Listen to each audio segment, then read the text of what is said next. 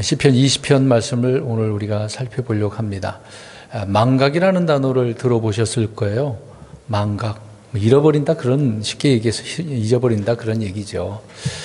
우리는 어떤 말을 들었을 때 또 누구의 그 이름을 기억할 때 쭉 기억하고 있었으면 좋겠는데 사람들은 자주 잊어버리더라고요. 하나님의 은혜도 잃어버린다. 그래서 배은 망덕이라는 그런 말도 많이 사용을 합니다. 오늘 이제 우리가 힘들고 어려울 때, 고난의 날에 기억해야 될 그 이름이 무엇인가라는 것을 말씀을 해주고 있습니다. 우리가 알다시피 주님의 이름이 되겠죠. 뒤에서 이 부분에 대해서 우리가 살펴보기를 하고요. 오늘 이 시편 20편을 우리가 바르게 이해를 했으면 좋겠습니다.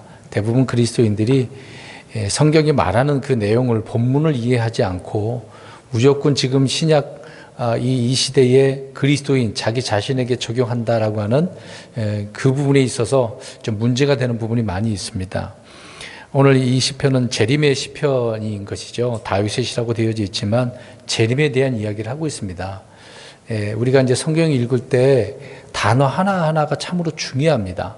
성경에서 단어를 정의해 줄 때 처음에 나오는, 처음 언급할 때 그 단어가 정의를 내린다라고 해도 과언이 아닐 것입니다. 그래서 그 단어가 항상 일괄적으로, 또 여러 방면으로 다양하게 말씀할 때도 있지만 거의 일괄적으로 그 어느 환경 때 이걸 말씀하고 있다, 어느 때 말하고 있는 건가 라는 것을 알 수 있다는 겁니다. 그래서 대환란, 또 주의 재림, 하늘의 왕국을 말하고 있는 예언의 시편이라고 할 수가 있는 것이죠.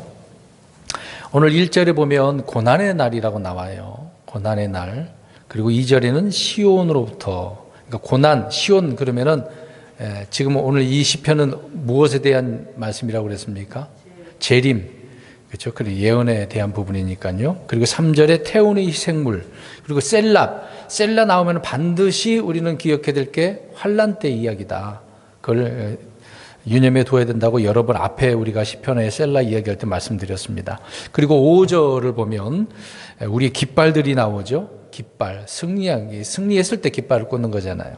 또 내 모든 청원, 이게 뭐 원하는 거 기도하는 그런 내용이 되겠죠. 또 6절에 자신의 기름 부음 받은 자, 또 자신의 오른손에 구원하는 힘, 또 8절에 쓰러짐에 대한 이야기를 하고 있습니다. 자, 이 모든 것들이 다 이 단어가 재림에 대한, 또 우리 예수님의 재림에 대한 그런 관련된 말씀들이다, 단어들이다라고 하는 것입니다. 특히 9절 보시면 주여 구원하소서, 우리가 부를 때 왕께서 우리의 말을 들으소서, 이렇게 기록되어 있지 않습니까? 이 기도는 왕이신 주 예수님을 부르는 기도인 것이죠. 하나님의 이름을 기억한다라고 하는 것이 주 예수 그리스도가 그들이 부르고 기억하고 또 찾고 신뢰해야만 하는 그런 하나님의 이름이다. 이스라엘 백성들이 그렇다는 얘기죠. 환난 때 그렇게 부르짖어야 된다라고 하는 것입니다. 예전에 창세기 강의할 때에 누구 때서부터 하나님의 이름을, 주의 이름을 부르기 시작했다라고 하겠습니까? 아담 이후에 많은 인구가 막 늘어나기 시작했는데 에노스, 많은 사람들이 주님의 이름을 부르지 않았다는 얘기죠. 주님을 찾는 자도 없었다라는 것을 알 수가 있습니다. 참, 이 세상이라고 하는 것이 사람들이 살아가는 그런 관계 속에서 다 자기가 먹고 사는 그런 환경 가운데 치우치다 보니까 그렇게 되어질 수밖에 없다라는 핑계도 될 수 있겠습니다만, 아무튼 사람들은 잊어버린다는 얘기예요. 우리가 이제 이스라엘을 생각해 보세요. 이스라엘은 우리 예수님에 대해서 어떻게 생각합니까? 그냥 사람, 선지자, 뭐 선생 중에 한 사람, 그 정도로 그 이스라엘 사람들은 지금도 그렇게 생각하고 있습니다. 그들은 이제 주 하나님이 아니라고 이제 부인하고 있는 거죠. 만약에 하나님이라고 한다면 예수님이 신이신데 어떻게 사람의 몸을 취하고 올 수 있는가? 그들은 그걸 인정하지 않는다는 얘기죠. 근데 부정한다는 얘기입니다.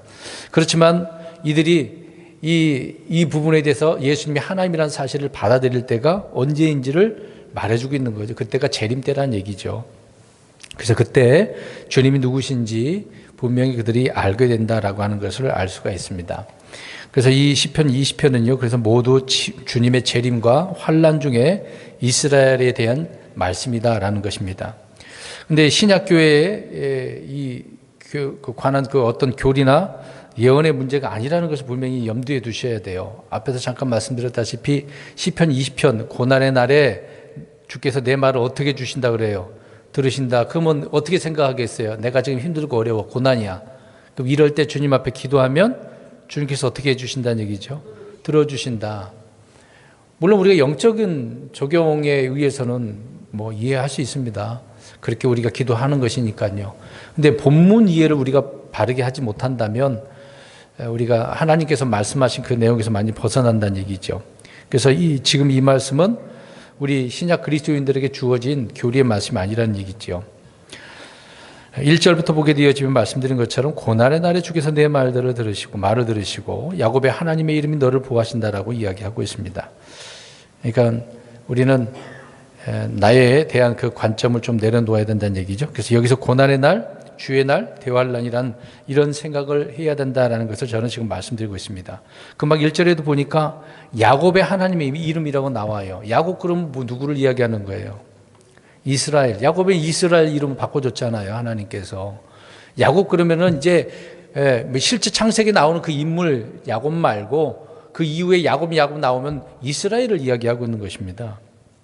그러니까 뭐 야곱의 집, 야곱의 하나님, 야곱의 장막, 야곱의 자손들, 야곱의 왕, 야곱의 씨, 야곱의 이름, 야곱의 유산, 야곱의 고난의 때, 모든 초소 이렇게 계속 나와요.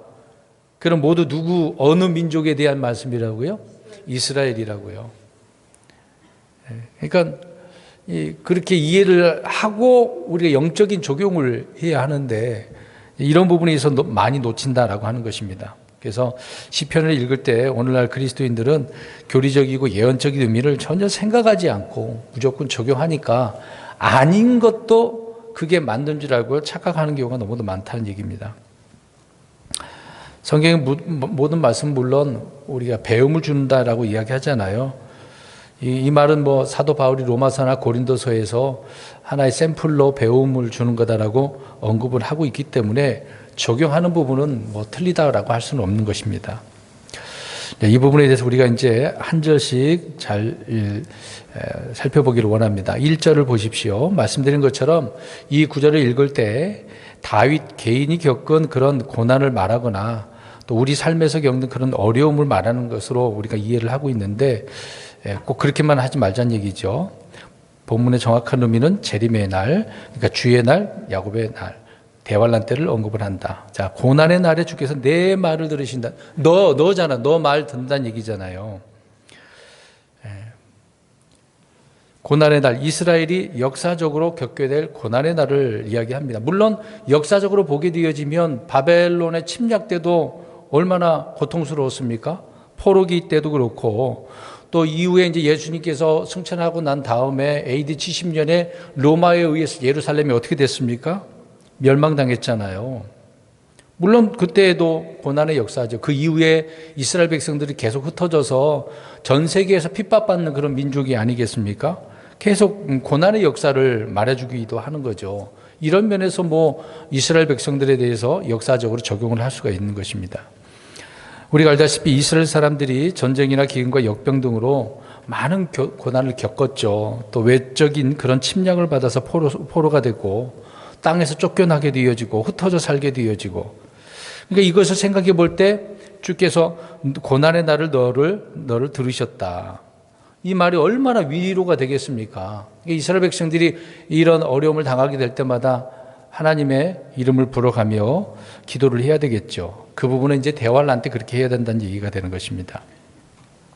오늘 예언적인 의미로 이스라엘 백성들은 그때가 바로 고난의 때 7년 환란 그 기간을 언급을 해주고 있다, 그 말씀인 것이죠.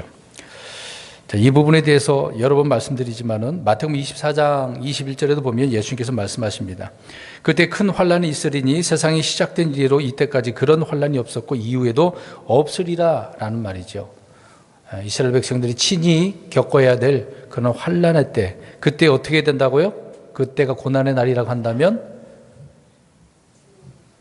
기도해야 된다. 그래서 환란 성도들의 기도를 그때 들어주신다는 얘기죠. 그래서 대환란 때 고난을 끝까지 견디는 자들은 구원을 받게 되어지는 거죠.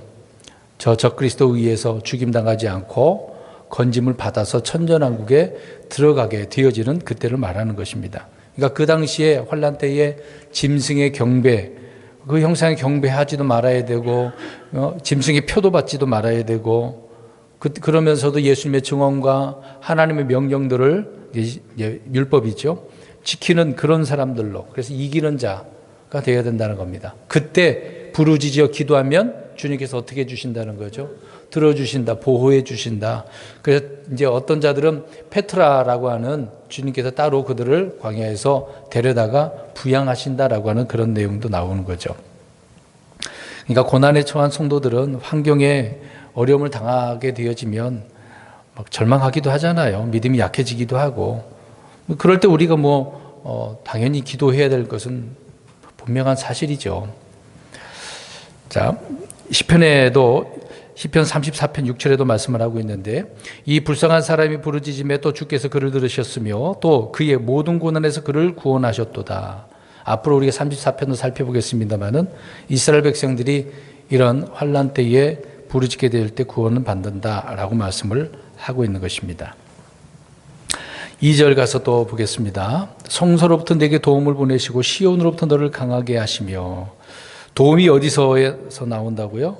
성소에서 나온다라고 이야기합니다. 성소가 어디입니까? 예루살렘 성막, 성전이 있는 그 장소, 산, 그 얘기를 하고 있는 거죠. 주님이 계신 거처를 말할 때 그렇게 표현을 하고 있는 겁니다. 주님께서는 그곳에 거하겠다라고 말씀하고 있죠. 물론 하나님은 어디든지 계십니다. 어디든지 계시지만 주님께서 특별히 말씀하실 때 이 성소에, 성막에 계시겠다라고 하셨던 것이죠. 문자 그대로 주님께서 거하실 그 거처다라고 말씀을 하고 있는 것입니다. 실제 주님이 그렇게 하셨던 것이죠. 근데 이 성소, 성전 그러면은 오늘날 많은 사람들이 예배당을 뭐라 그래요? 성전이라고 하잖아요. 말이 안 되는 것입니다, 사실상. 성소는 회당이나 교회 건물이 될 수가 없는 거거든요. 교회 건물을 지어놓고 성전이라고 그러고, 그럼 목사가 뭐가 되겠습니까? 제사장이 되는 거고, 말이 안 되는 거죠. 그러면 제사장이면 제사를 지내야 되잖아요. 근데 그렇게는 안 해요. 그렇게 또 하면은 또 이단이라고 하니까 안 하죠. 교묘하게 좀 다른 걸로 이제 돌리는 거죠. 구약의 성막 성전은 주님께 친히 거하셨던 그분의 집으로 거기에서 도움이 나온다라고 말씀을 하고 있습니다. 우리 한 구절 보겠습니다. 시편 121편 1절 2절 한번 보겠습니다. 시편 121편. 그러니까 이스라엘 백성들에게 있어서 성소, 성전 굉장히 중요한 곳이죠. 121편 1절 2절 시작. 내가 산들을 향해 눈을 들리니 나의 도움이 거기서 오는도다. 나의 도움이 하늘과 땅을 만드신 주로부터 오는도다. 여기 산들이라고 나오네. 산들. 내가 산들을 향해 눈을 들린다. 산 그러면 아무 산 그러면 안 되죠. 올리브산 그러지 말고 여기서 이야기할 때는 성소를 이야기하고 있는 거죠. 주님이 계신 곳을 이야기하고 있는 겁니다. 그래서 산들은 주의 성소가 있는 산들을 이야기하는 것이죠. 근데 이 성소가 나중에 남유다에 멸망했을 때 이제 바벨론의 침략에 의해서 불타게 되지 않습니까? 후에 이제 이 성전이 헤롯에 의해서 증축이 되긴 했습니다만은 아까 AD 70년에 로마 티투스 장군에 의해서 어떻게 됐다고 그랬어요? 다 무너져 버렸어요. 예수님께서 이 예언했던 것이 실제로 그렇게 된 건 아니겠습니까? 자, 그럴 때 성소가 없으니까 이스라엘은 하늘의 성소에 계신 땅의 성소가 없어졌으니까 진짜 성소는 어디 있죠? 하늘에 있는 거예요. 땅의 성소는 하나의 샘플, 그림자잖아요. 그러니까 이제 하늘에 있는 성소, 그곳에 주님이 계시니까 주님을 어떻게 해야 됩니까? 불러야 되는 거죠. 불러야 됩니다. 이제 후에 이제 오늘 본문에서 보면은 이 성소는 나중에 천년 왕국의 에스겔 성전이 세워지게 되는 것이죠. 그때 재림하신 주님께서 이 땅에다가 왕국을 세우시고 왕자에 앉으셔서 거기서 통치하시고 또 그것이 성전이 되는 거 아닙니까? 주님이 성전이 되시기 때문에 그러는 것이죠. 계속해서 2절 보십시오. 자, 이 이제 하늘의 시온을 우리가 생각하는 경우가 있습니다. 2절에 시온 그랬거든요. 시온. 물론 시온도 하늘에 대한 그 부분을 언급할 때가 있습니다.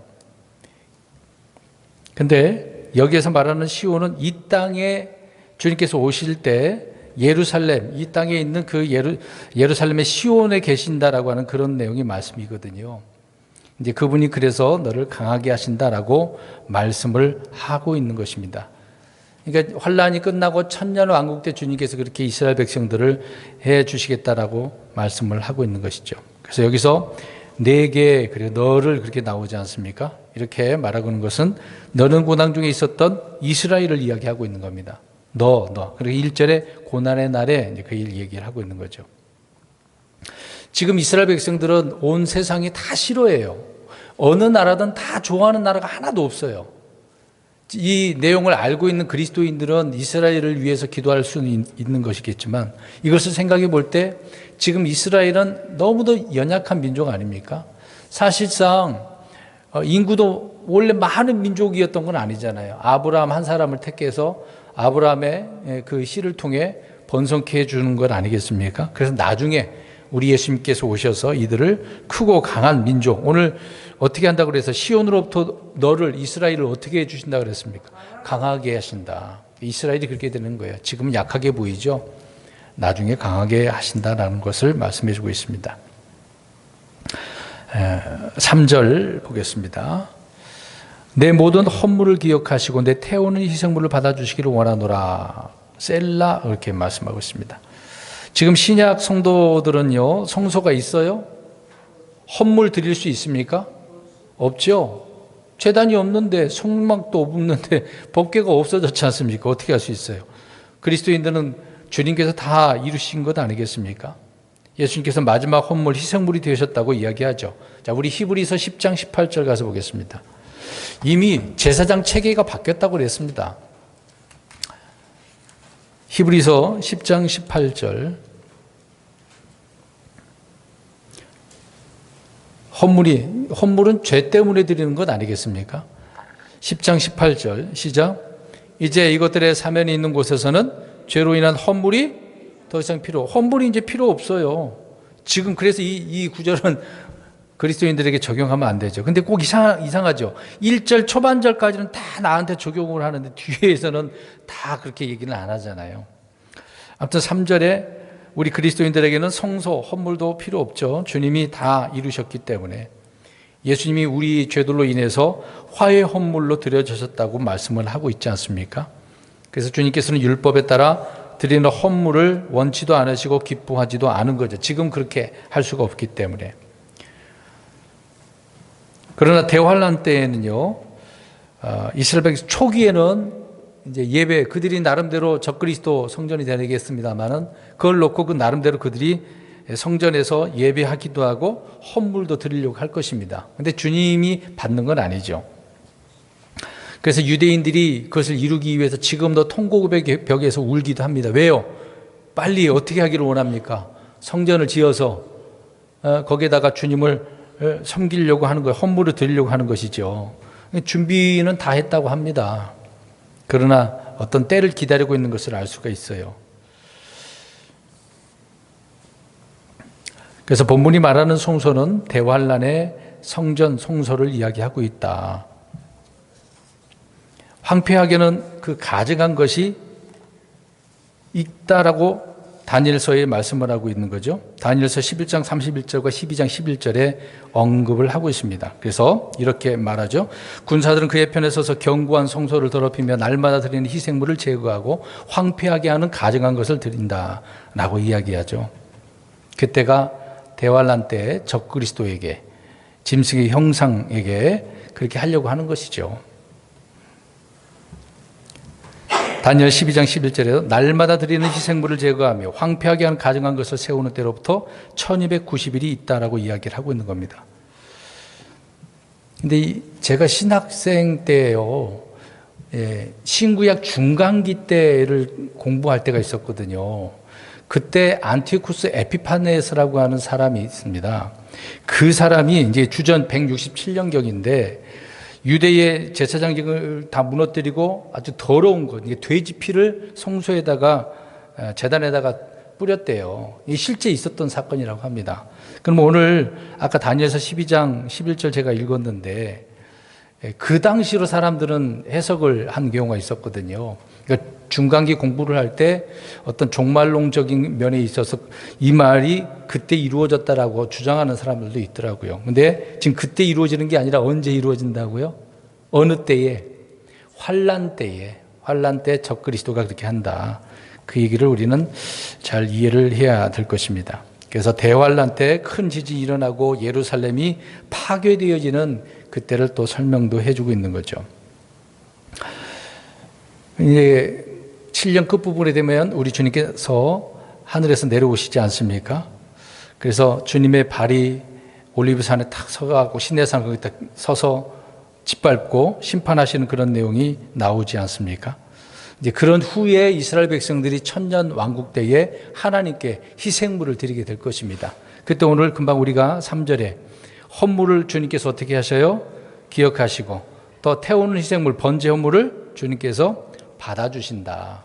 지금은 해봤자 소용이 없다는 얘기죠. 뭐가 없어요? 법궤가 없고 성전이 없으니까 안 되는 거죠. 근데 에스겔 40장에 언급하고 있는 것처럼 천년왕국에서 그 성전에 이렇게 해서 한다. 그 당시에는 이제 죄에 대한 헌물이 아닙니다.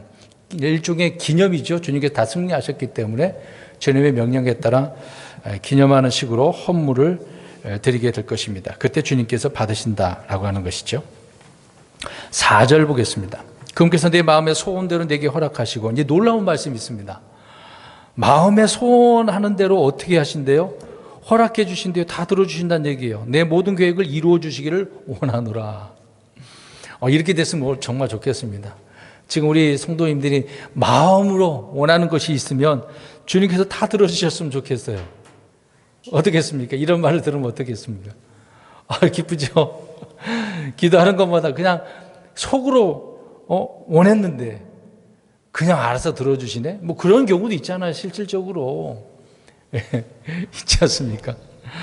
근데 천년왕국 때는 그렇게 된다는 얘기죠. 근데 이 구절이 일반적으로 기도할 땐 주님의 뜻에 따라 말씀에 따라 구해야 응답이 되는 것이죠. 지금 그렇습니다. 믿음으로 구하고 예수님의 이름으로 구하고 성령님 안에서 구해야 응답받게 되지 않겠습니까? 그런데 마음의 소원대로 허락하신다. 의의 왕국, 평강의 왕국, 하늘의 왕국에서 신속한 기도 응답이 되어진다는 얘기죠. 그러니까 기도하는 것마다 다 얻었다는 얘기예요. 100% 들어준다는 얘기죠. 그날에 성도들이 무엇을 구하든지 주님께서 다 들어주신대요. 놀라운 일들을 이스라엘 백성들이 또 그 당시에 천년왕국 때 성도들이 경험하게 되어진다는 거예요. 그러니까 천년왕국 때 있는 성도들은 다 응답 받는 거예요. 이사야 65장 24절에 그때에는 그들이 부르기 전에 내가 응답하며 그들이 아직 말하는 도중에 내가 들으리라. 희한하죠. 그러니까 마음에 먼저 생각하게 되겠죠. 그러면서 입술로 부르짖겠죠. 그러기 전에 주님께서 어떻게 하신다고요? 들어주신대요. 정말 감사한 일이죠. 대환란을 거쳐서 하늘의 왕국, 천년왕국에 들어온 성도들은 그래서 더 이상 슬픔이나 울음도 없고 즉각적인 응답이 있으니까 또 모든 계획을 다 이루어 주신다고 하니까 놀라운 때를 경험하게 되어진다. 그 내용이 이제 4절 말씀인 것입니다.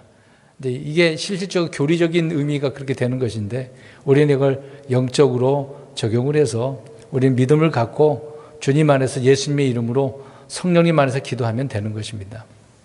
5절 봅니다. 우리가 내 구원을 기뻐하며 우리 하나님의 이름으로 우리의 깃발들을 세우리니 주께서 내 모든 청혼을 이루어 주시기를 원하노라. 내 구원을 어떻게 해주신대요? 기뻐하며. 우리가 내 구원, 희한하죠. 우리가 내 구원을 기뻐한다라고 이야기합니다. 대환란에서 이스라엘이 이제 구원을 받는 거죠. 여기서 구원은 혼의 구원을 말하는 게 아니라 그 몸, 육신이 살아서 건짐받아서 천년왕국에 들어간다 그 얘기를 하고 있는 거죠. 그래서 이스라엘은 용과 짐승, 거짓되온 자 그리고 땅의 왕들에게 핍박을 받고 죽을 위기를 전면하는 그런 위기를 겪게 되어집니다. 그러나 주님께서 하늘로부터 오셔서 그들을 구원하신다라고 하는 그런 내용의 말씀인 것이죠. 우리가 알다시피 이미 그걸 예표를 하나 보여주잖아요. 저 파라오로부터 이집트로부터 이스라엘 백성들이 구원을 받지 않습니까? 이집트에서 나왔을 때 또 이스라엘 백성들이 포로로 잡혀가서 하만에 의해서 전부 다 어떻게 됐습니까? 127도 안에 있는 모든 이스라엘 사람들을 어떻게 하려고 그랬어요? 죽이려고 했잖아요. 그때 건진받았지 않습니까? 다니엘 때도 마찬가지고. 자, 그런 예표적인 구원이 실제 이스라엘 백성들은 민족적으로 구원받게 되어진다라는 것을 알 수가 있는 거죠. 그래서 우리 하나님의 이름으로 우리의 깃발들을 군기가 되지 않습니까? 이거를 세운다라고 말합니다. 여러분, 군기 깃발이거든요. 이스라엘 백성들 지금 국기를 한번 보십시오. 어떻게 생겼습니까? 흔히 다윗의 별이라고 하거든요. 그게 이제 오각형으로 되어져 있는데 우리가 그걸로 볼 때는 진짜 하나님을 의미하는 어떤 다윗을 의미하는 그런 별인가 생각할 수도 있어요. 저도 국기 차 사람들이 자꾸 다윗의 별 그러길래 다윗은 무슨 별이 있나? 뭐 오각형으로 된 것이 있나? 많은 고민도 해봤거든요. 뚜렷하게 그렇게 되어진 건 없더라고요. 근데 우상에 보면 네판의 별이라고, 사실상 그게 다윗을 이야기하는 것도 아니고 주님을 이야기하는 것도 아니거든요. 어떤 우상적인 그런 개념이 있습니다. 근데 환난 때 이스라엘은 그날에 우리 하나님의 이름으로 깃발들을 세운다라고 이야기합니다. 여기가 정답이거든요. 이스라엘 국기는 어떻게 생겼다라는 것을 알 수가 있어요. 정답이 나왔습니다. 다윗의 별이 아니고 어떻게 생긴 거예요? 금방 읽었잖아요. 아니, 깃발들을 세운다고 그랬는데 무슨 깃발을 세운다는 거예요? 하나님의 이름으로. 다른 거 필요 없습니다. 주님의 이름이 새겨졌다고 봐야 되겠죠.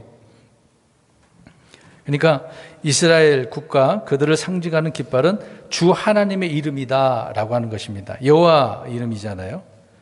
그러니까 그 이름을 새겨서 깃발로 둔다라는 것을 알 수가 있습니다. 이게 지금의 이스라엘 국기는 성경이 말하는 국기가 아니에요. 계속해서 5절 보십시오. 주께서 내 모든 청혼을 이루어 주시기를 원하노라. 4절에 있는 말씀처럼 확실한 기도 응답에 대한 약속의 말씀이 되는 것이죠. 약속을 들어주신다고 하니까 정말 감사한 일이죠. 사도들에게도 이미 약속해 주시지 않았습니까? 주께서 내 모든 청혼을 이루어 주시기를 원하노라 라고 하는 말씀이 바로 이런 말씀이 되는 것이죠. 6절 말씀 보겠습니다. 주께서 자신의 기름 부은 자를 구원하시는 줄 이제 내가 아노니 그분께서 자신의 거룩한 하늘로부터 자신의 오른손에 구원하는 힘으로 그의 말을 들으시리로다. 다윗은 대언자라고 말씀을 드렸습니다. 그래서 주님의 말씀, 이런 계시를 지금 선포하면서 이제 내가 아노니라고 이야기하고 있네요. 다윗이 이제 내가 안다라고 표현합니다. 그러니까 그날의 유대인들은 주님을 거부해 왔지 않습니까? 근데 이제 나사렛 예수님이 주의 기름 부음 받은 자라는 사실을 안다. 그분이 그들의 구원자임을 안다라는 이야기를 하고 있는 거죠. 그래서 다시 주께서 자기 기름 부은 자를 구원하시는 줄 이제 내가 안다. 이것은 환난 때에 구원받은 성도들, 소수의 남은 자들, 이기는 자들, 끝까지 견디는 자들이 이러한 고백을 하게 되어지는 거죠. 그래서 주님은 우리의 여호와 하나님이십니다. 만군의 주이십니다. 창조주 하나님이십니다. 라는 것을 고백하게 되어진다라고 하는 것이죠. 그래서 기름 부은 자는 누구를 말한다고요? 하나님의 그리스도, 주의 그리스도, 하나님의 그리스도라고 이야기하고 있는 겁니다. 다시 보십시오. 6절 그대로. 기름 부음 받은 자라고 해요. 기름 부음 받은 자가 누구를 말하는 거예요? 그리스도를, 메시아, 그리스도를 이야기하고 있는 거예요. 우리 성경을 한번 보겠습니다. 누가복음 2장 26절에 예수님이 어렸을 때 성전에 있는 이제 기다리고 있었던 시므온이 고백한 내용이에요. 누가복음 2장 26절. 누가복음 2장 26절 시므온이 뭐라고 하는지 한번 보시면 되겠습니다. 2장 26절 시작. 그가 주의 그리스도를 보기 전에는 죽음을 보지 아니하리라는 것이 성령님에 의해 그에게 계시되었더라. 주의 그리스도라고 그랬어요. 하나님의 그리스도라고요. 기름 부음 받은 자를 이야기하고 있는 거죠. 이 말이 오늘 22편 6절에 있는 말씀인 것입니다. 또 한 구절 보겠습니다. 누가복음 9장 20절 보겠습니다. 우리가 알고 있는 사실이지만 성경이 이렇게 예수님을 예표하고 있는 사실들을 우리가 보는 거죠. 9장 20절 시작. 그분께서 그들에게 이르시되 하지만 너희는 나를 누구라 하느냐 하시니 베드로가 대답하여 이르되 하나님의 그리스도이시니이다. 하나님의 그리스도, 주의 그리스도. 시작에 하나님의 그리스도가 시편에 주께서 그의 기름 부음 받은 자라는 것을 말씀해 주고 있는 거죠. 사도행전 24장 26절에도 이야기합니다. 땅의 왕들이 일어서며 치리자들이 함께 모여 주와 그분의 그리스도를 대적하는도다 하신 분이로소이다. 이런 말을 하고 있습니다. 여기도 마찬가지죠. 그러니까 주님의 계시를 받았던 대언자들은 누구나 주님께서 누구라고요? 기름 부음 받은 자, 구원, 그분이 구원하신다라는 사실을 알고 있었다, 그 얘기를 하고 있는 겁니다. 그래서 그분은 십자가에 못 박혀 죽으시고 그분의 혼이 지옥으로 가셨습니다마는 사망과 지옥에서 일으켜지시고 부활하셨지 않습니까? 그것이 바로 구원이다. 예수님을 이야기하고 있는 거죠. 계속해서 6절 보십시오. 그래서 예수님은 땅에서 이제 사역을 하셨지 않습니까? 공생의 기간 때에 십자가 위에서 죽으실 때도 강렬하게 부르짖어서 눈물로 기도와 간구를 드리셨습니다. 주께서 잡히시던 그 밤에도 어떻게 기도하셨어요? 겟세마네 올리브산 거기서요. 그렇죠. 그것만 생각해도 우리가 알 수 있죠. 그때 아버지께서 그 기도를 들어주셔야 안 들어주셔요? 들으시죠. 자신의 오른손에 구원하는 힘으로 그의 말을 들으시리로다. 들으신데 그의 말, 메시 그리스도 기름 부은 자의 말을 들으신다라는 거죠. 자, 이 내용이 히브리서 5장 7절을 확인해 보겠습니다. 히브리서 5장 7절.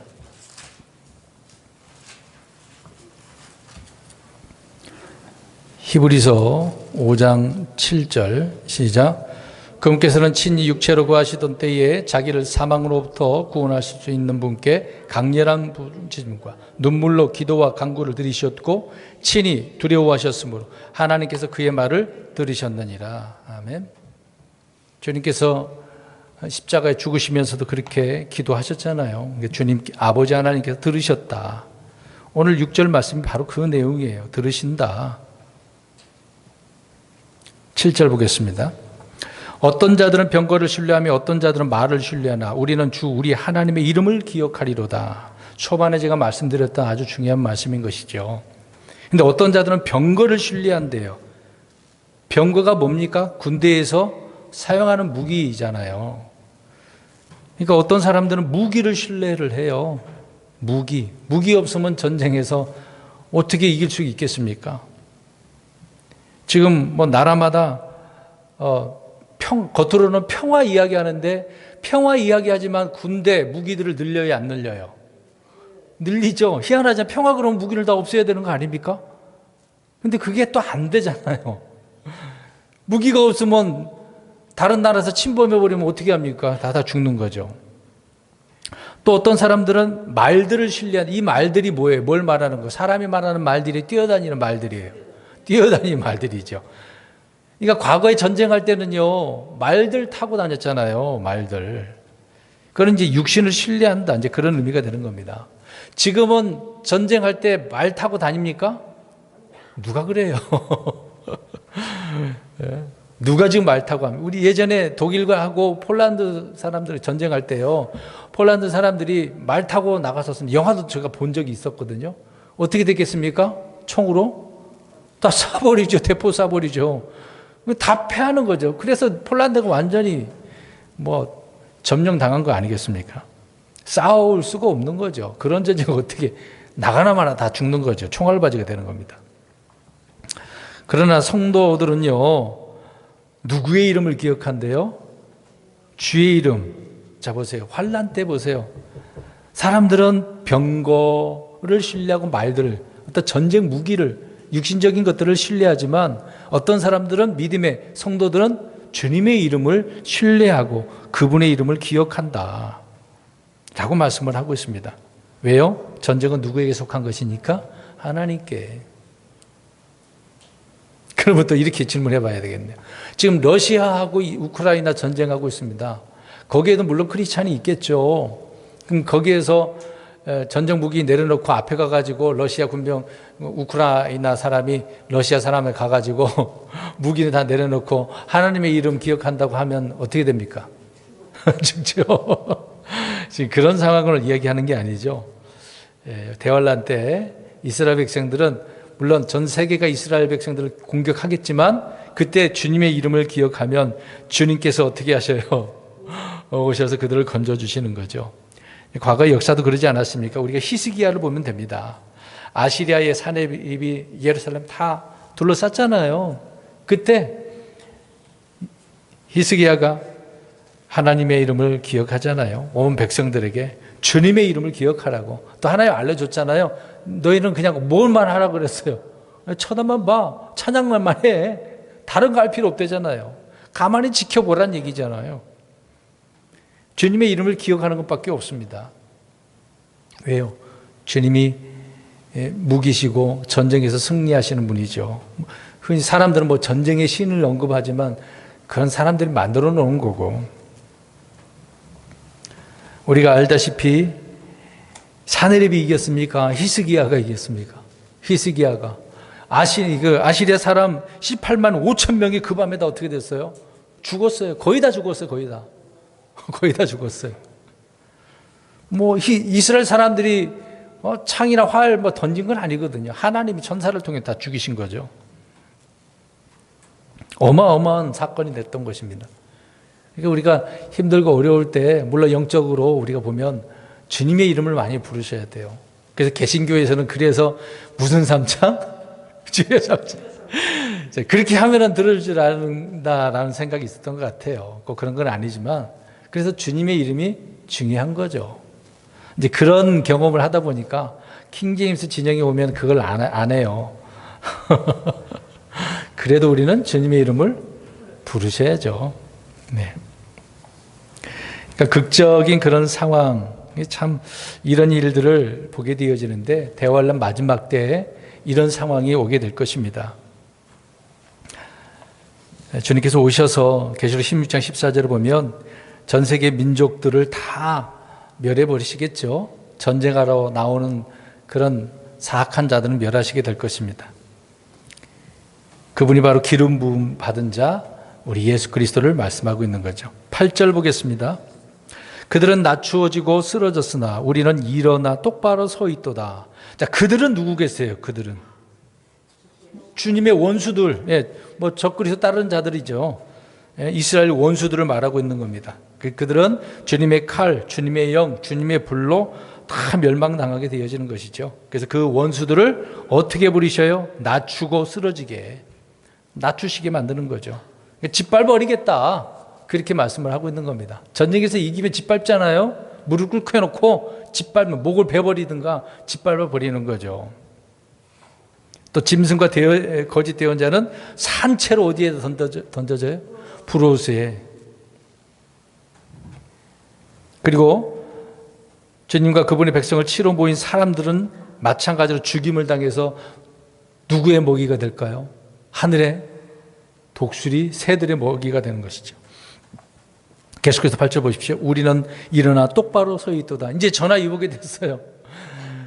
연약해 보이고 고통받을 수밖에 없는 이스라엘 백성들이 이제 똑바로 서게 되어지는 것을 이야기해 주고 있습니다. 일어서는 자는 주님의 백성이고 넘어지는 자들은 저 원수들, 그래서 그들은 멸망하게 되어진다 라고 말씀하고 있습니다. 9절 말씀 보세요. 주여 구원하소서. 우리가 부를 때에 왕께서는 우리 말을 들으소서. 대환란에서 멸망 위기에서 부르짖는 그런 기도의 내용인 것입니다. 그래서 환란 성도들은 이기는 자, 끝까지 견디는 자가 될 수밖에 없는 거죠. 그 당시 얼마나 고통스럽겠습니까? 우리가 부를 때의 왕께서는 우리의 말을 들으소서. 왕은 또 누구예요, 여기서? 예수님이시죠. 성도들의 왕 중 왕, 이스라엘 왕 우리 예수님을 말씀하고 있는 겁니다. 그래서 주여 구원하소서라고 하는 말은 야곱의 고난 때에 부르짖는 성도들의 기도다라는 것이죠. 우리는 이것을 생각해 볼 때 영적으로 자신에게 우리는 적용해서 다양한 시험들과 고난들에서 구출받기를 기도해야 되는 거죠. 혼의 구원을 받았습니다마는 그 외 삶의 환경에서도 또 질병에서도 전쟁에서도 건져달라고, 그것도 구원 아니겠습니까? 그런 믿음의 선한 간증들이, 체험들이 있어야 돼요. 우리가 예수님을 믿을 때도 체험들이 좀 있어야 됩니다. 체험이 있어야 더 확신이 생기고 더 활기찬 신앙생활도 할 수 있는 거거든요. 오늘 많은 부분에 있어서 영적으로 적용할 때 또 7절 말씀에 봐도 신뢰할 것이 뭐냐 라는 것을 또 이야기해 주잖아요. 이스라엘 백성들도 그렇지만 우리도 누구를 신뢰해야 됩니까? 주 하나님, 우리 예수님이죠. 주님의 이름. 항상 그 예수님의 구원에 대한 이름 아닙니까? 그래서 고난의 날에 기억해야 될 이름이 뭐냐? 뭐 구약이나 신약이나 앞으로 환난 때나 주님의 이름은 변함없습니다. 늘 주님의 이름을 부르짖으면서 그 이름을 통해서 승리를 얻고 또 신뢰함으로 항상 우리가 은혜가 넘치고 또 경험되어지는 삶을 사시기를 주의 이름으로 축원합니다.